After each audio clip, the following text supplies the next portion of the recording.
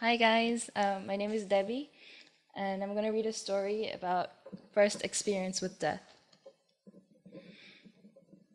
I now know that nothing can prepare you for death, but I was a child then, and childhood cartoons did nothing but fill our pea-sized brains with illusions about how death really behaved.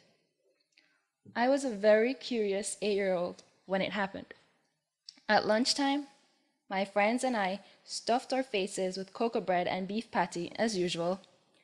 Lunchtime for us was more like 5 minutes of eating and 55 minutes of playing.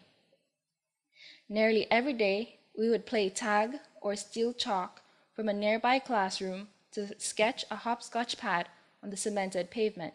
Today, however, was different. "Let's go catch a lizard," shouted Lashon, almost perforating my eardrums. And of course, without questioning it or making reason out of it, Norton and I followed behind as she ran through the doors of the cafeteria. We all split up as we looked in different places for lizards.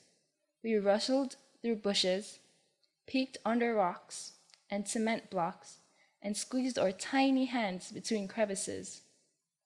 We stooped low and searched the ground for the small, thin reptiles. Whenever I saw one, I would slowly approach it and thought that if I approached it slowly enough, it wouldn't see me.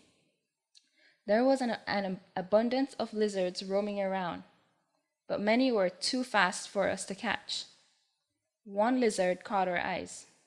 He was by the playground where the slides and the swings were, and was moving slowly towards the shade of a tree.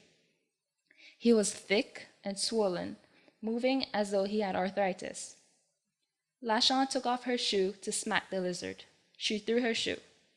It landed directly on the lizard and then bounced off him.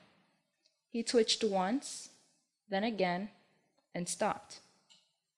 We stood around the lizard and looked at each other. Okay, we had caught a lizard. Now what?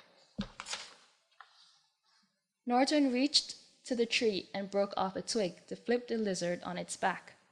Then he took his school pin off and whispered to all of us, "We should open him up." I gathered pebbles from the ground, then placed them on each foot of the lizard, as Norton moved the lizard's legs with the twig. We spread the lizard wide so that we had enough room to operate. His head tilted back, and his pale abdomen was exposed. Norton used his pin and made an incision vertically through the abdominal skin as the guts of the lizards were exposed. The creature didn't bleed much. His insides looked like a mixture of mushy gray, pinkish, squishy matter.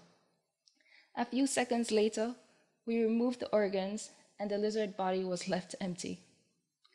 I took the twig from Norton and poked the lizard with it, but it did not react. I poked it once more in an attempt to wake it up. After all, we were done playing around. It did not move. I looked at Lashon and told her, "This is all your fault. It was your idea." She said nothing. We felt guilty, evil, and cruel. We felt like murderers. We decided to do the only decent thing. We had a funeral for Lizzie the lizard. I used the twig to dig a hole in the soil by the tree. After all, this is where Lizzie had been heading. Lashon and Norton broke two more twigs off the tree to transport the disemboweled lizard into his resting place. I used my twig to place the soil over Lizzie, then I jammed the stick at the head of the grave as a tombstone. Lashon picked a flower off the hibiscus tree and placed it above Lizzie's grave as a symbol of apology.